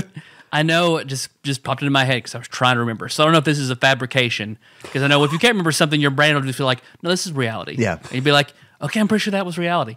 I think the machine that I played at that bowling alley was the X-Files. That does exist. That's a thing. Okay. Did it have a file cabinet in the middle of the machine that you shot at? I can only remember Mulder and Scully in the background to me not knowing who they were. Okay, well then I still have never seen the X-Files to this day, even though the new series just came out. yeah, very topical. But yes, that's a Sega pinball machine that exists. So that didn't make a lot of them. You don't see them a lot, but they're out there. Okay. I got Pinball FX as well because you had gifted me those. Thank you. Yes. And I was like, okay, so I played those two. I played Medieval Madness and Adam's Family. I was like, let me try this other game out. And it's really different. Oh, yeah. It's fun, but it's really different because I didn't feel like I was playing a real pinball game. And I say that just because like weird things are happening. Like it's fun, cool things. Just different. But right, like I'm playing Empire Strikes Back, and then I hit a target, and Darth Vader himself appears, and he's lifting the pinball. He's lifting the ball like up off the table and crushing it and stuff like that. I mean, it's really cool, but it's like it took me out of it a little bit. It's definitely they stretch the rules of reality a little bit with Pinball FX for sure. It's fun and it's pinball, but yeah, like you said, there's things skittering across the play field and things happening. The physics, like the ball does what it can really do in real life for the most part, but yeah, there's Deadpool's playing a little pinball machine on the left hand side, kind of distracted. I think Pinball FX might be a little more for if you don't have the attention, so that might be more for the kids. Let the kids play Pinball FX and have all of the moving, exciting stuff. And if you want the real, actual pinball experience, play Pinball Arcade. They're both fun. I do play Pinball FX, but I play more Pinball Arcade when I'm going to play. I was late to this recording because I was playing Empire Strikes Back on Pinball FX. Well, I'm very proud. I feel like this whole experience has been worth it if I've sucked you in enough to be late for something. So that's good. Well, it doesn't take that much. I'm gonna be honest, but the version of pinball I know I have hundreds of hours poured into because my fourth period class in high school just let me play it. I played it every day almost for the entire hour and a half for an entire semester. Plus I'd play it at home, plus whatever, that I absolutely loved and still have fond memories over is Space Cadet? Kirby's Pinball for the Game Boy Color. Oh, all right. I used to play that game. I didn't shit out of that. No wonder we're such good friends. we finally found the one central thing. Have you gone back to that game? I don't have it anymore, so I haven't. I went back to that game for this episode. Sweet. Yeah? It's awful. Oh, that makes me sad. So sorry. Spoiler alert, Dave hates it. I used to play it with the quarterback of the football team I had that art class with, and he would play it too. We all would pass that Game Boy around and play that game over and over and over again. I remember it being fun, so I wanted to try it. So, because one of the things I wanted to ask was if you guys, Chris in particular, had played old pinball games on consoles and stuff like that. I have a personal favorite, and I did go back and play this for this episode. Have either of you played Sonic Spinball? Oh, yes. A long time ago. I loved that game in middle school, and so when I replayed it earlier today, I was like, this game, there's no way this game is going to hold up. And I played that game for 2 hours today. That's awesome. it was just I couldn't stop playing it because I was like, pinball, here's what it has done for me. It's perfect. It's perfectly addictive for me because it's all about setting a high score. Oh, yes. And what'll happen is I'll have a really good ball, and then I'll follow up with the worst ball ever, and it's just this driving force where it's like, well, I got to get back up to where I was. It's still an arcade game designed to take your money. You know what I mean? And so that's what it is. They'll make it hard enough to get you to keep coming back. And I've also played Sonic Spinball. And when I was a Genesis kid, I didn't have the Super Nintendo. My friends did, but I had Sonic Spinball. And it wasn't one of those things that made me like pinball later on. It was a fun. I love Sonic, and Spinball was a great game back in the day. Have either of you guys played Metroid Prime Pinball on the? I think it was on the DS. It's one of the first games that came out on the DS. So yeah, you're playing. That's a pretty good gimme. Ball form. Yeah, you turn into the ball, and it's kind of like Sonic Spinball, where you under the stove. Yeah, that's a deep cut. Wow. Yeah, also good games. And it's one of those kind of bends reality a little bit. You know, you can do some stuff that you can't do in real life. But yeah, you guys are just totally stacking up episodes you need to do in the future now of other pinball-related games. I don't think that we could do these justice because, like, I was playing Sonic Spinball and I was like, I couldn't talk about this for an hour.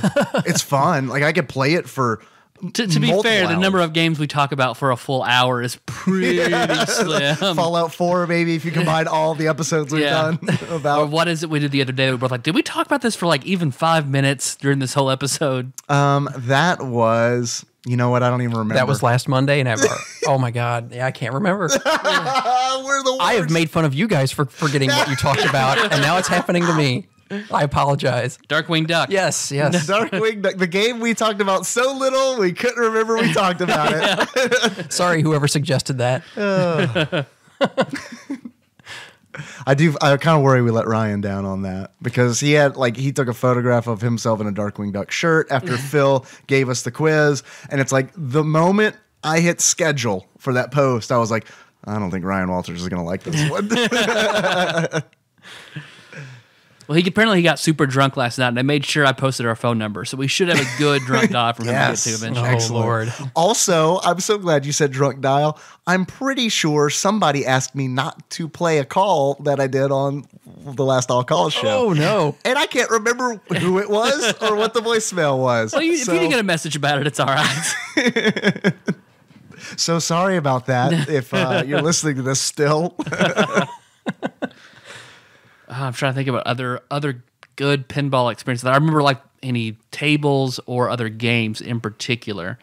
Just that Kirby one is always going to stand out for me. Always. I know there's a Mario Pinball Land, I think, was another Game Boy game. And I didn't play that. I'll have to look at my notes. I had a few other notes on there. But yeah, Sonic Spinball and Metroid Prime, those are some good ones. Okay, I have a pinball question. Okay, go ahead. What has always...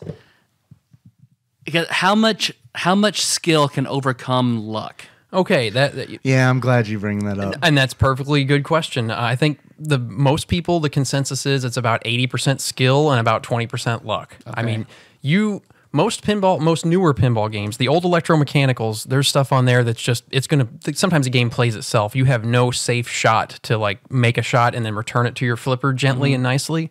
Newer games from the 80s and 90s, if you really wanted to, there's probably a shot you could just make over and over because it'll shoot up a ramp and it'll dump it back down to your flipper. And if you're good enough, you could conceivably do that forever until you bore of it, you know. But you can't, obviously. But that's the thing is if you just can control the game and you try to play slowly, if you think about what you're doing and try to play the ball safe, don't shoot it into the pop bumpers where it's going to randomly bang around and then it might sling back down to you super fast and you can't control it. If you watch the videos and listen to Bowen's commentary on there, he will talk about risk and reward and playing safe and you just make the safe shot, put the ball at the top of the play field where it's going to bang around and not come back. And if you see something in the center of the play field, like a target or a spinner that looks like a really fun thing to shoot at, usually that's there. So you shoot at it and it comes down so fast you lose the ball. It's kind of a temptation thing to shoot for that. But yeah, there are times where even the best players will launch a ball and it just comes back so fast there's nothing they can do about it. But if you play slow, play smart, and play with little risk, you can keep it going for a long time. Because I feel like what always gets me is like I'm playing and the ball comes back to me perfectly down the middle, and there's just not shit I can do about it. Like I see it coming, and I'm hitting everything back and forth, trying to get it to like go a little bit where I can hit the flipper. Yeah. No, just perfectly down the middle. That's no hole. Right. Nothing but no hole.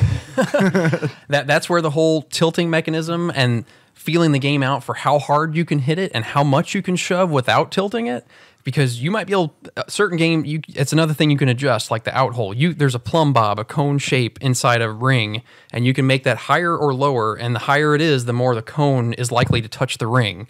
And when you shake the machine, when the cone touches the ring, that's what sets off the electronic the signal of like, oh, he's tilting. I barely understood. I barely understood that. Getting very technical. Very words I haven't ever heard together before. It's like a plumb bob. It was like, is this sexual? Like, okay, it goes into the ring. Okay, the pump. Yeah, I know the plumb bob. Everyone knows the plumb bob. It's a cock ring, yeah.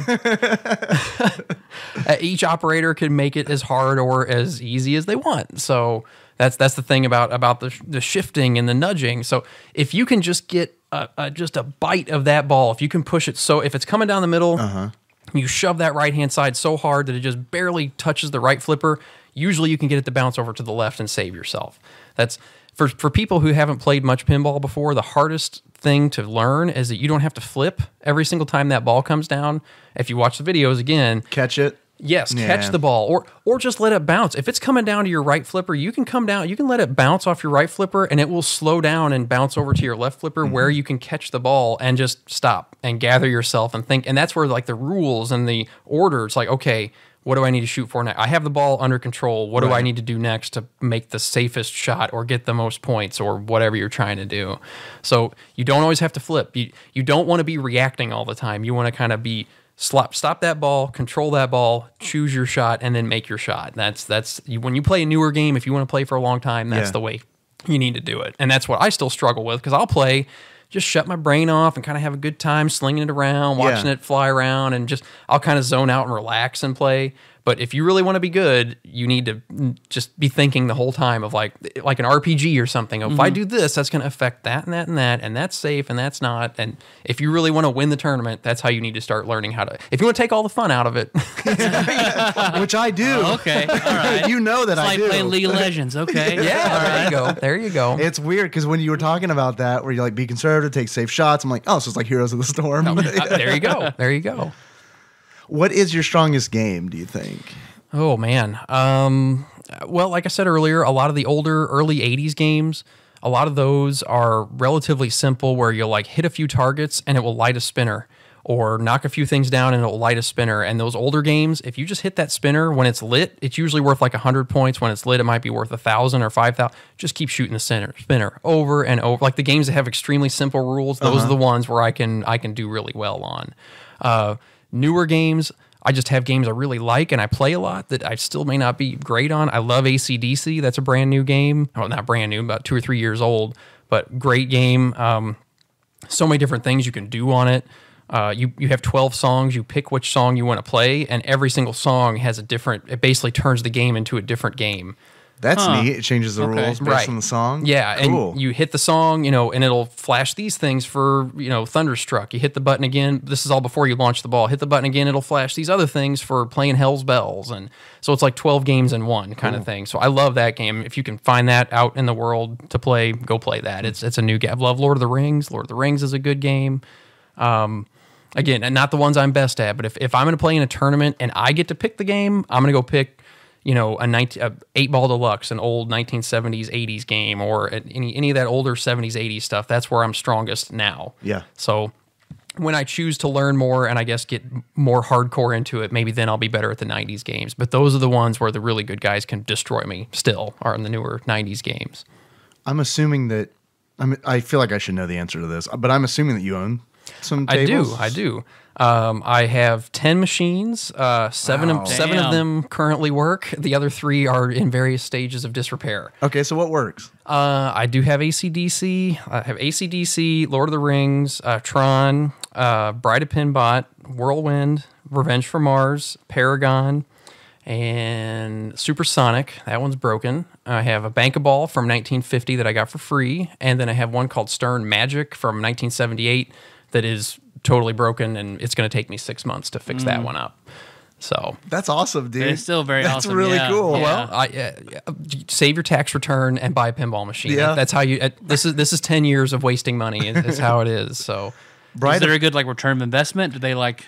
Yeah, I was telling Dave earlier, it's kind of like buying an old car. If your brother fixes up cars, your dad fixes up car. If you go buy an old car and you don't overpay for it, just get something that's going to kind of retain its value.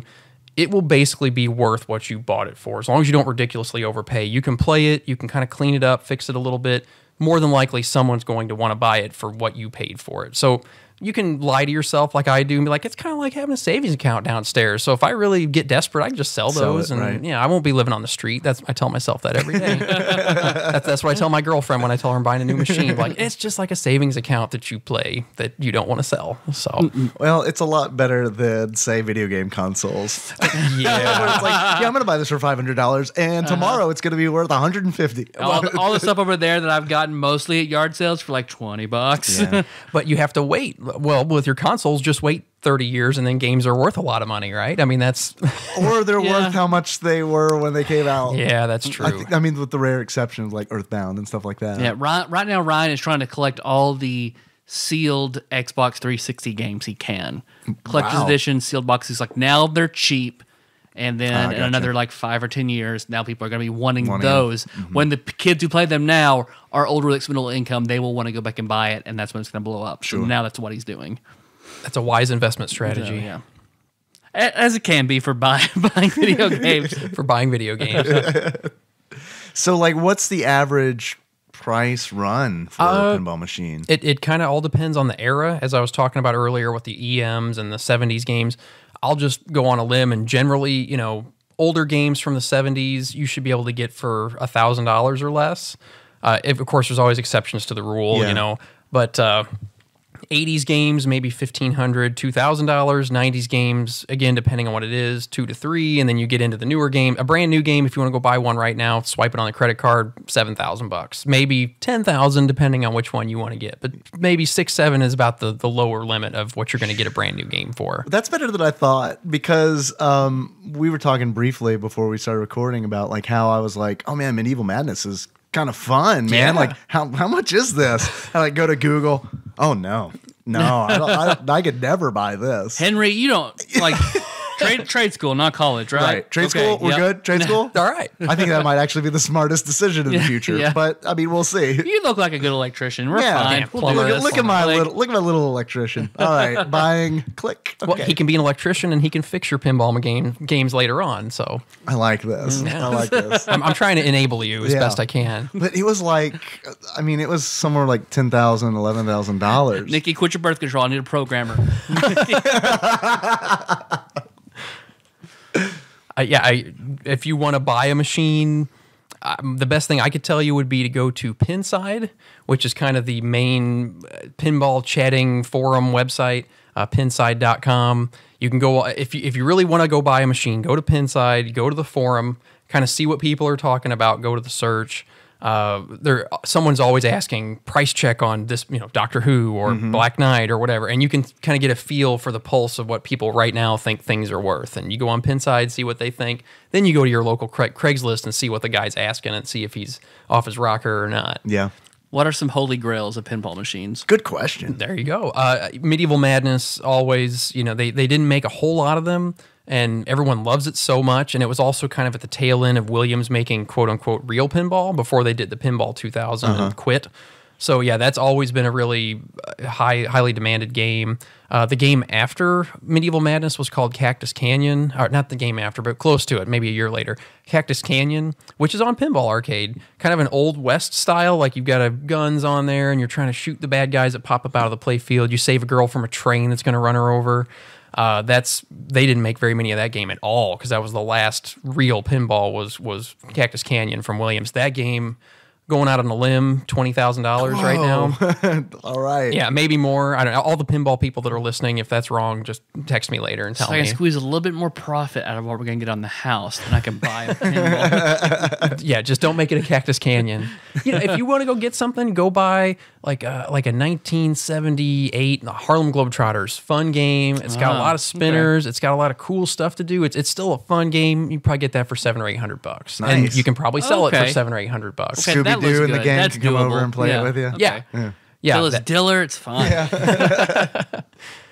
Yeah, that's an older... When I first started playing pinball, I only liked the newer games, like 90s, 2000. I thought the more flashy, the better. You know, that's great. But as I played more pinball, I kind of got into appreciating the older games, for like a Gorgar or a Flash. Those are other games you can get for less than $1,000 that are totally fun. Designed by the same guy. Again, pinball has these designers that have been there through the 30, 40 years. It's been their career. So a guy named Steve Ritchie designed the Flash pinball game back in the 70s. He designed Black Knight 2000. He designed F-14 Tomcat in the 80s. He's the guy that just made the AC/DC pinball machine, and also Game of Thrones, the one that literally just came out a few months ago. So this guy has been making pinball for 35 years, and it's kind of like with video games. You can tell a certain designer does certain things in his games, and you can tell an old Steve Ritchie game still has some of him in it, and the brand new games you can see he makes games that are very flow oriented. Like I'm telling you to try to stop and think about what you're doing, but Steve Ritchie makes games that are so fast that you can't stop and think about what you're doing. So that's, if you want a game of his, that's what you're going to get. And T2, he made T2. Okay. So I'll write him a letter and apologize to how I for hitting it so hard. That's cool. I love hearing about the design of it because it sounds like I mean I don't know anything, but based on what you said, it sounds like his design objective is to make you fight the urge to control the game. Absolutely. F-14 Tomcat, the first pinball I ever owned, they call that the game that fights back because you shoot one shot and there's a solenoid kicker that it shoots the ball back at you as fast as it can. So that was General Yagov. This was 1987, like F-14 Tomcat, big tough America versus the commies. So you were trying to kill General Yagov and he would shoot the ball at you as fast as he could. So yeah, that was Steve Ritchie's thing back then. So I guess because when I think pinball, I always played the machines that had like a section that I always called like the mushroom forest because you'll have those bumpers up there that look like So I imagine that's an area I probably always want to stay away from. Now, yeah, because it's gonna return the ball to you randomly where you can't really control it very well when it hits the pop bumpers. But a lot of times if you just go hit it to the top of the play field, that's actually kind of safe sometimes to keep it up there where nothing else is happening for a while. But other games will put the pop bumpers right down there close to the flippers. Adam's Family has the pop bumpers very close to your left-hand flipper and your left-hand out lanes. Twilight Zone is another game that does that. Twilight Zone. Twilight Zone's fucking awesome. My God. I would love to have a Twilight Zone. That's not ridiculously expensive. That's maybe $7,000-$8,000, but they made a ton of those games. So Twilight Zone is on my radar. Someday I would like to own one of those. There's so much to do. You don't get bored with that game. I remember playing that one as a kid, and I honestly was awful at it. But I remember being like, Twilight Zone, I like this property. Put money in. Being left-handed, are there games that I would have like an advantage on? Do they know most people are right-handed, so they might play heavier to the left side of the board?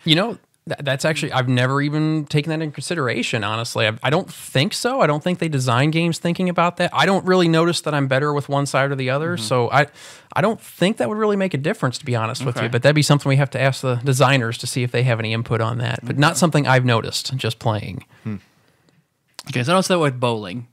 Oh, really? The left-handers are at a natural disadvantage when it comes to bowling. Really? Because I was like, man, I'm so terrible. I looked it up and I was like, okay, I feel better. I'm supposed to be bad. So a bowling lane that's a symmetrical thing, how is that disadvantageous to a lefty? It's the way that like the way the ball rolls, or I guess I don't know if that the way or the way it'll wear, I guess, over time. Oh, that makes sense. The oil on the okay. So you have a groove on the right hand side. Yeah. Okay. There's more to it than that. I remember because they broke like a whole thing down, like the way like that you would move your arm toward this way, or the way like the holes are in certain I can't remember, but yeah. Interesting. But yep. I'm through my notes. Like I'm through all my questions. I feel like we haven't been talking very long. Have we? Hour and 20 minutes. That was good. That's pretty good. I feel like I did my job. There's more stuff I can tell you about, but I'll just hold back so I have a reason to come back, or I can tell you more now. I'm just going to hold this over your head, however I'm going to do it. We definitely want you to come back. Yeah. But or have you wanted to ever take calls? Is that something you've ever been like, I better do that? Can I ask you guys a question that I have never called in before, but I can ask you a question. So what made you guys decide to start doing this podcast? Dave asked me. That Dave asked you? Yep. Okay. I always thought it was you. I thought, Tyler, you were the one that was in drama and did all the stuff. I figured you were the one that was a driving force behind the podcast. All Dave's brainchild. Wow. I wanted to play IGN's top 100 Super Nintendo games, and I didn't want it to feel as wasteful as it actually is.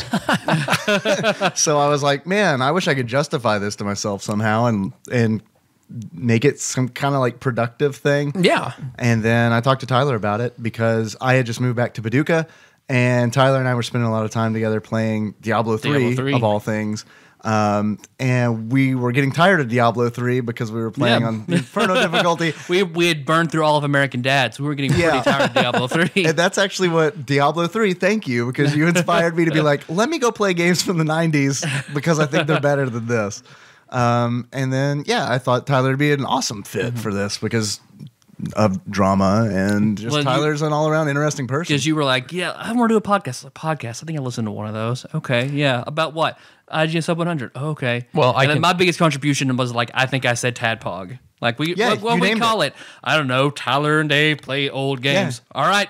Yeah, you named it. I can't even remember what the original list of names that I came up with was. I wish I had those because that's like TADPOG, hidden TADPOG lore. Deep cut.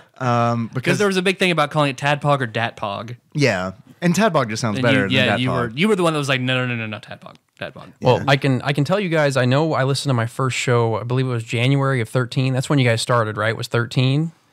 December 2012. Okay, well, the first show I ever downloaded and listened to was the third week of January 2013, and Pinball was the reason I started listening to the show, because I needed something to listen to on the train, because I live in St. Louis, and my Chicago league I'm so proud of and so happy to be in, it's in Chicago. Yeah. So I go up there once a month, and I either need something to drive and listen to or take the train and listen to. So I was searching around on iTunes, because I hadn't downloaded any podcasts. I was just kind of getting sick of the music. And what Phil said last week about the graphics, honestly and truly, they kind of caught my eye with the graphics. I was like, I'll give these guys a chance. And so I listened to the Final Fight episode, was the first one I listened to. Yeah. And I'm down since day 5 or whatever it was going to be. That hooked me on from the start, and I've been here ever since. Awesome. So, man, I'm glad that you haven't stopped listening, because I kind of feel like I worry constantly. Like every day when I wake up and I look at Twitter, it's like, well, I wonder how many people stopped listening to our show today.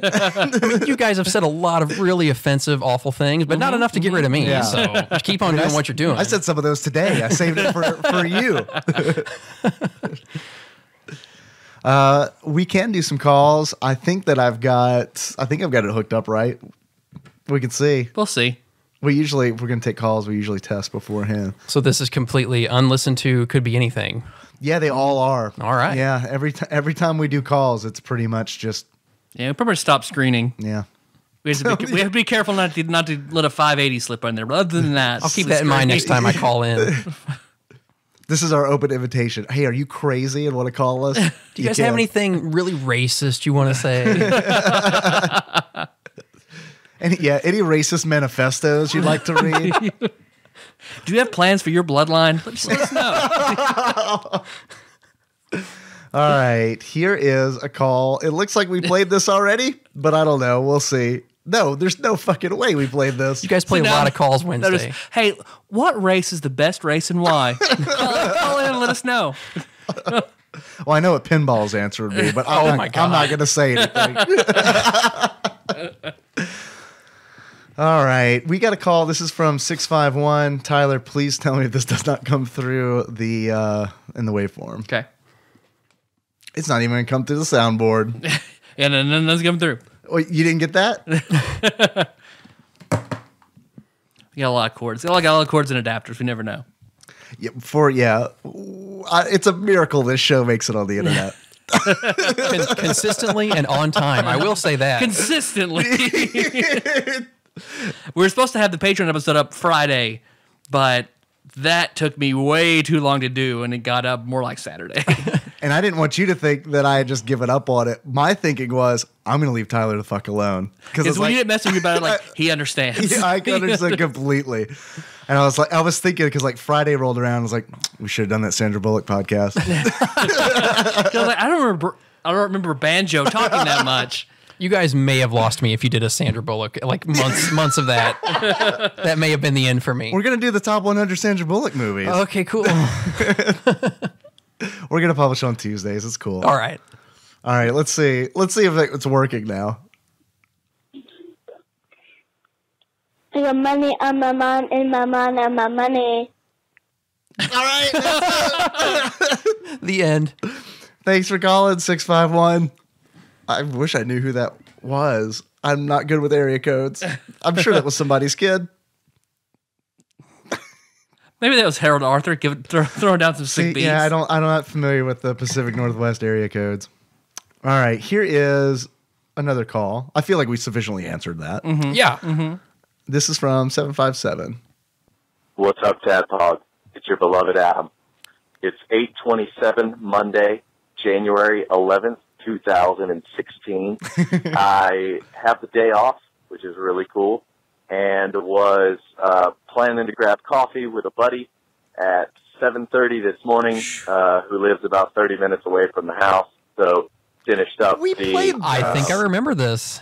Captain Novolin episode with Ryan, and right about when I was about to get to the coffee shop, my buddy called me and told me that he totally forgot, overbooked himself, has someone coming to his house today to chop down some trees and things. So that was a waste of 30 minutes. But what was great is I did get to listen to TADPOG. I got to spend my morning with you guys, and right now I'm currently headed towards the beach area because I've got some friends who own video game stores out here in the eastern part of Virginia. And I'm actually going to pick up a game that I am sending to you here this week. I have Wednesday off, so I'll be shipping it out on Wednesday. So tell Nicole's box to get ready because it's about to get slammed. I did want to call in and tell you that I had a suggestion for getting Church Basement on Dictionary, because I know that you said anytime you've tried to put Church Basement on there, it hasn't worked. So what I think you should do is get on there and get a lot of people from TADPOG to request that it be on there, but also put the counter to Church Basement. So Church Basements, when you're obviously down in the church basement, you slip a finger down in the brown hole. Well, you know, listening through all of the episodes, I remembered that the church nursery is when you slip a finger in the girl's, the pink hole. At least that's how my mom explained all this to me. So if you get on Urban Dictionary and throw in two terms that are very similar but very different, that might give you a really good chance of getting it approved. So church nursery is when you hit the good spot. Church basements when you hit the maybe good spot, depending on who you are, but also, not as good part if you're Tyler and a fat chick at the bottom of a church basement. So, hopefully that encourages you, and hopefully that helps you out, and hopefully you guys see my package soon. Love you. Dang, Adam's in an explicit mood today. Yeah, I love this. Great. This episode officially became something I can't share with my family. Just as long as you're talking, it's fine. Okay. So we stop. They have to stop. You can't help the people who call in. It's not your fault. We probably do. We do like one more. You want to do one more? One more. But thank you, beloved Adam. So are we going to put this on Urban Dictionary now? Is that the plan? We tried to do Church Basement, and here was the response I got back from Urban Dictionary. They said that they could not publish it because it was an inside joke, and they do not publish inside jokes. I wanted to respond, isn't your entire site inside jokes? Yeah, reading that good Christian gentleman's everything he submitted that got approved, like, fuck you guys. Yeah. Fuck you guys. So I don't know. Also, maybe they're also extremely religious at Urban Dictionary. I heard. Oh, so. sure. That probably has something to do with it. This is piss drinkers. We're very serious.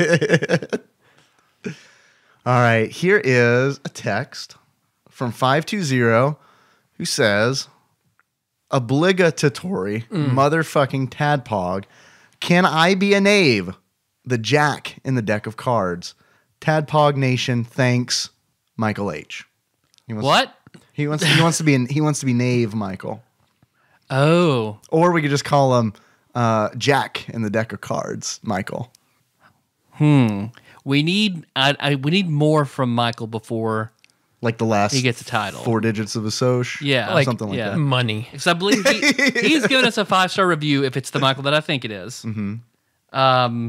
I think he also gives on Patreon. Oh, okay. So yeah, okay. Oh, well, yeah. if he gives on Patreon. If he gives on Patreon, yeah. absolutely. You just want to be a knave? Okay.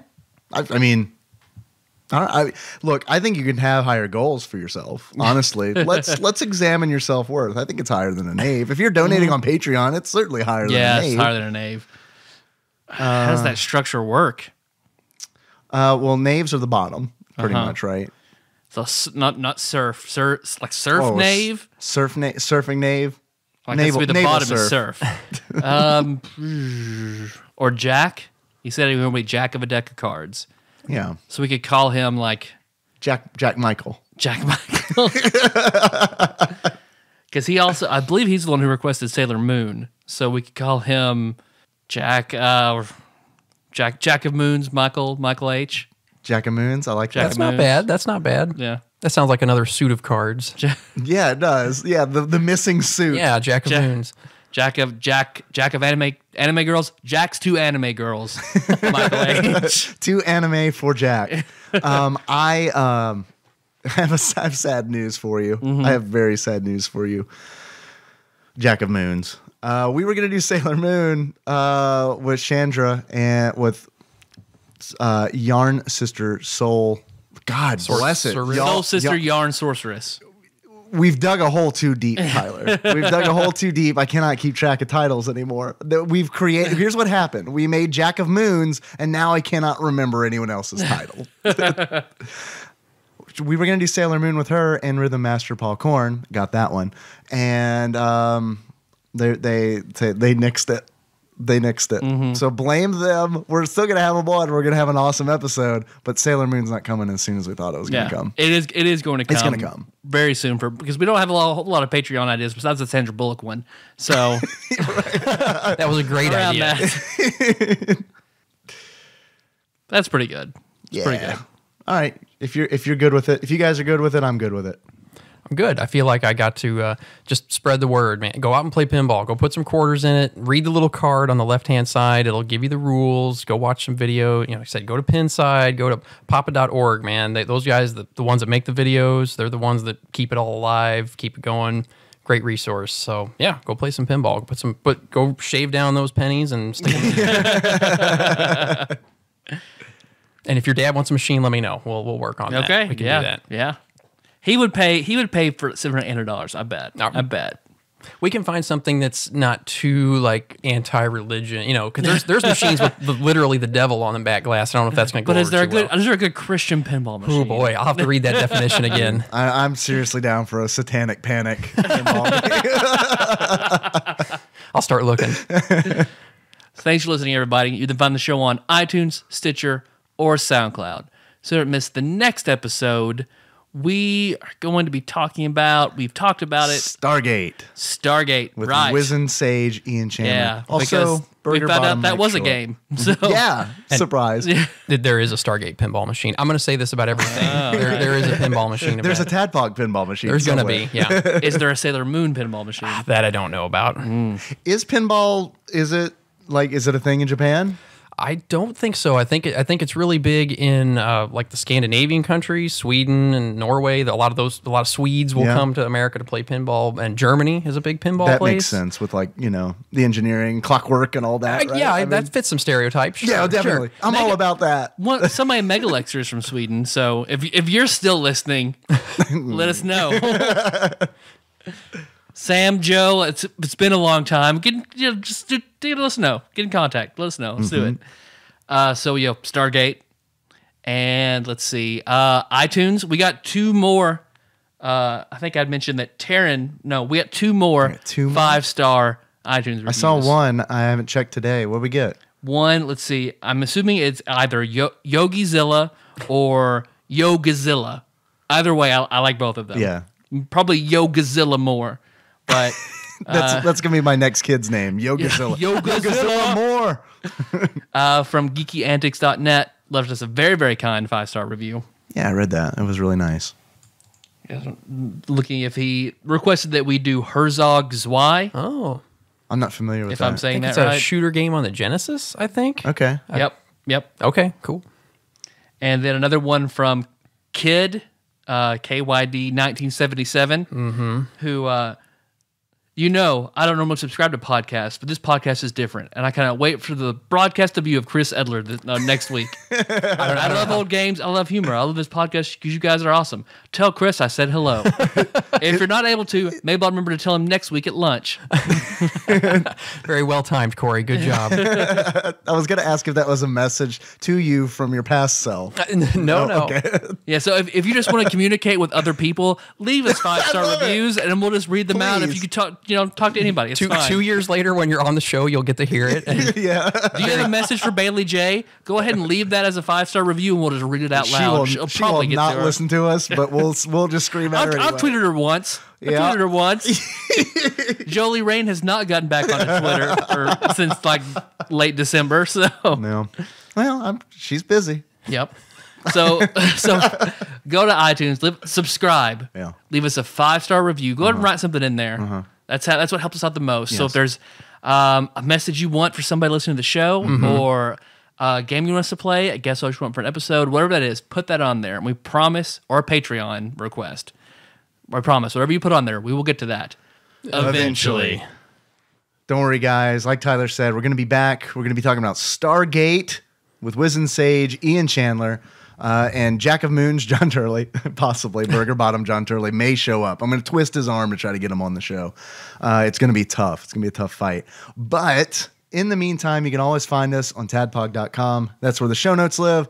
Chris, you've given us a lot of notes, so the show's going to be note heavy, which is good. You're welcome. So, yes, thank you. If you want to see what any of these games look like, if I can find them, I will link them.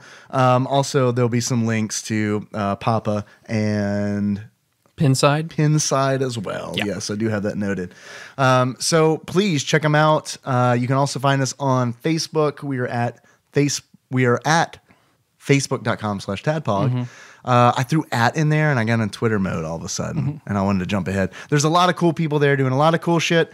Thank you for everybody who comments on our episode posts. And thank you very much for sharing also, because I think I said it last episode, but we've experienced kind of a listener boom recently, which is amazing. Like, that makes us feel like we're actually moving in the right direction with this show, so that's really cool. And I think a lot of it has to do with Facebook shares and retweets. I think it's Twitter, because I've actually logged on. I actually did a random tweet the other day, so I've actually been reading Twitter, and I feel like we've gotten a lot of traction with some other gaming related Twitter feeds. Yeah, so I feel like that's where it's coming from. So we'll have to, so I can write them all down and thank them all properly, so I don't attempt to and forget somebody. And then we'll just burn Facebook to the ground. Yep. Right. Yep. That's for Grandma now. Apparently, because I've been doing research for another podcast that's in the works, and amongst the younger generation, Facebook is just dead. So many of them do not have it. Well, you can't post your tat-tats. You can't post your tat-tats on Facebook. Instagram or GTFO. That's where everything is Instagram, apparently. You can put your no hole on Instagram, right? You can? You can on Twitter, but not on Instagram. Yeah, I know what I'm doing as soon as I get out here. I learned that from watching the new Netflix series, Chelsea Does. How to Catch a Predator. Oh. How to Catch a Predator. Chelsea Does, and she goes and she thanks the CEO of Twitter, thank you for letting me put my tits on Twitter, because Instagram, for some reason, threw a shit fit about it. I do love that tat-tats and no holes can go on Twitter. But I always forget that I'm following just a handful of porn stars when I'm scrolling through Twitter at work, and it's oh shit, scroll down, and then look around. Did anyone see that? I have to keep up on this porn star news. Yeah. Well, usually it's a decision. Sophie will throw up some exclusive news on there every now and then. I'm behind it. Usually it's a decision I make at 3 a.m. where it's yeah, I want some free Brycey pics every now and then. Follow. Yeah. And then I forget about it until I log in at work, and it's I'll even have this really weird moment where it's I forget that I'm at work because there's the tat-tats, and it's oh right, I gotta scroll. I'm not supposed to be looking at this here. So yeah, Twitter. We've been talking about Twitter. We're there. We're at @tadpog_podcast. Thank you very much for retweeting us, because that's really cool, and we feel like we're making traction there, like Tyler said. And that's awesome, because we want more people to hear the show. And thank you very much for coming down today. Absolutely. I'll do it again. 3-hour drive. It's not an easy hoof, so and you appreciate brought it. Snacks. Yeah. I'm happy to be here. I feel like I can stop pestering you now, so. You have not been pestering us. No. You have not been pestering us. Not at all. I think we've heard from you once every 6 months, which is not that. If anybody's done it right, it's you. Okay, cool. Good to know. Glad I have a good sense of when I'm annoying someone or not. We do have a Patreon. Else? We do have Patreon. We do have a Patreon. You can find us at patreon.com/tadpog. If you enjoyed this show, if you want more shows like this, this is the best way to let us know. Thank you very, very much to everybody who is donating on there currently. It helps us hopefully one day be able to do this full time, be able to take this to the next level, do some well-needed stuff to the site, well-needed expansion. I know, Tyler, you want to get into some video stuff. We still need to talk about that. So, I mean, like Patreon really like helps grease those wheels so that we can actually do the We're things working on stretch goal ideas. Still, we promise. It's ruminating. You know, this is a slow beast over here. Yeah. I can confirm that.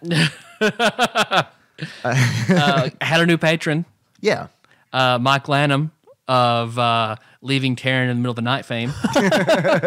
But and also sending me all this awesome stuff from GameStop. So, but now he is a contributor, so he's defended. So whatever you did to Taryn, she probably had it coming. It's fine. Now we got your money and your Charizard. Yeah. I also want to thank Ian, because Ian upped his pledge recently. Oh, he fucking doubled A. it. So thanks, Ian. You Yeah. already were making a significant pledge, so we appreciate that. Let's see. Chris, Yes. our theme song. That will be Moves by Sycamore Drive. Where can a link to that track be found? The show notes under all the pinball stuff. Yep. How would you like to close this out? You want to do the impression of me when I told my roommate I'd shit my pants? Yep. I love it. Just disappointed and full of shame. I think that's the best way to do it. I'm gonna bring. We're all gonna bring our own interpretation of the character, That's which I great. like. But yours is probably gonna be the most accurate. It definitely. Yeah. Okay. So until next time. Tropical Capricorn. Capricorn.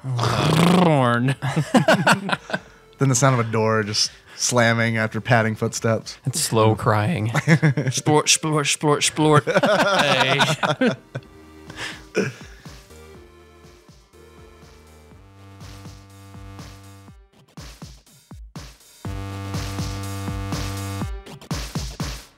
I would imagine most people not even consider this and probably just flake it off as just the way this is these days. Campbell's Soup newest ad shows two gay men and a young boy. Oh, God. And both are saying they're his father. Since Obama has lifted the veil for homosexuality, we now have to see and hear this garbage through a soup commercial. We need to let these companies know we do not approve of this lifestyle. We are not going to stand having shoved down our throats. There's other soup lines we can buy from. It doesn't have to be Campbell's. And I said, soup is pretty gay, though.